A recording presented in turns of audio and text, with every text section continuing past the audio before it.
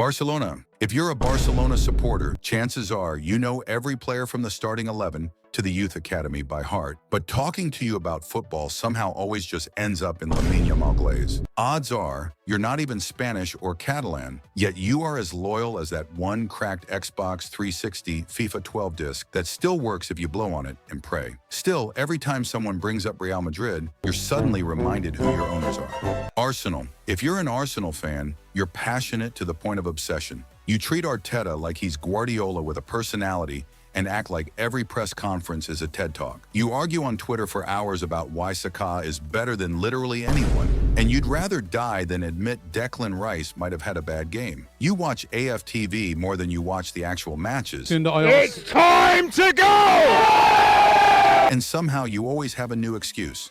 The ref, the grass, the sun was in Ramsdale's eyes. Arsenal fans are delusional, sure, but no one can say they're boring. Manchester United. If you support Manchester United, you basically live in the past. You talk about 1999 like it just happened, and you probably fall asleep watching Sir Alex documentaries on loop. Every summer you convince yourself this is the year, and by October, you're already tweeting Blazers out and arguing with 12-year-olds about Bruno's body language. You act like you're a serious club, but your biggest highlight last season was a Scott McTominay brace against Brentford. Real Madrid, Cristiano Ronaldo was likely the first athlete you ever heard of, and from that moment, you stuck with Real. You're fiercely loyal, but let's be honest, your loyalty hasn't exactly been tested. You talk about 14 Champions Leagues like you personally played in all of them, even though you couldn't name 3 players from before 2010. You pretend you're above everyone else, but every summer you just sit there refreshing Fabrizio tweets, waiting for the next 100 million euro signing to save you. You pretend you've always rated Vinny, but you were calling him a flop in 2019.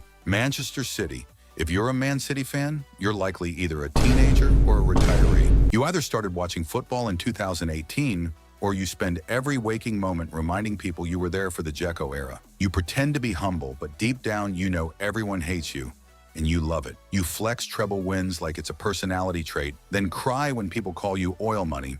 And let's be honest, you don't even celebrate goals properly anymore. You just nod and check VAR. Supporting City is like playing FIFA on beginner. It's fun at first, but eventually it's just kind of boring. Atletico Madrid. If you're an Atletico fan, you only support them to be different from everyone else, but now you're stuck. You act like the team is some brave underdog, but they just play boring football and kick people for 90 minutes. You talk about passion like it's a trophy and pretend you enjoy watching 1-0 wins every 6 weeks. You still brag about winning the league that one time, like it wasn't years ago. You also firmly believe Jan Oblak is the best keeper in the world and will go to war for him online. Chelsea. If you support Chelsea, you probably don't even know half your squad anymore, and neither does your manager. You spent £1 billion to finish 12th twice and somehow convinced yourself it's all part of the process. You hype up every teenager like he's the second coming of Hazard, then completely forget about him when the next £40 million signing shows up. You bring up the 2021 Champions League win like it happened yesterday, because honestly, it's the last time you felt anything. And now you just sit there watching Enzo and Caicedo pass sideways for 90 minutes, wondering how it got this bad. But hey, at least the training photos look good.